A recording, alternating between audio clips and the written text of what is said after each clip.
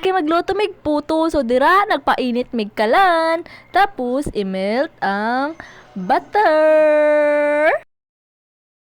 Gisala na mo ang harina para walay magbuo-buo. While gawa painit og butter. Aday dapitan, na-melt ng butter. Kay human na mag-melt, among gibuak ang tulo ka itlog sa kabaw. Ay, hindi pwede yun! Mga ma'am, she's nag-mix naman.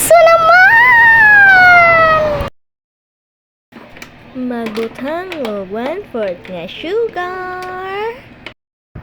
Ug itlog. Nga atong gibatil ganino. Ibutang pud ang melted butter.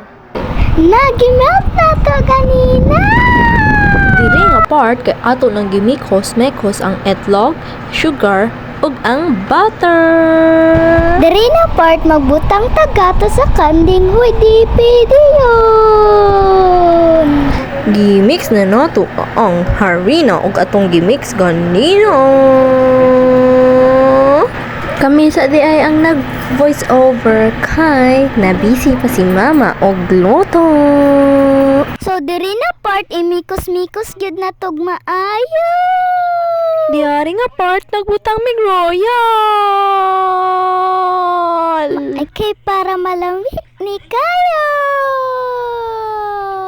Fast forward, naggibutang na namo sa molder para magluto na dayon.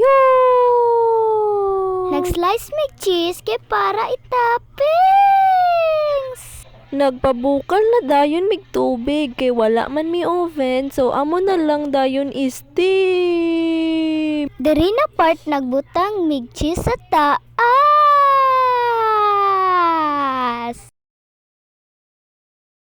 Gibutang na dayon namo sa steamer para maluto. So mauna ni mga mamshis. Salamat sa paglantad.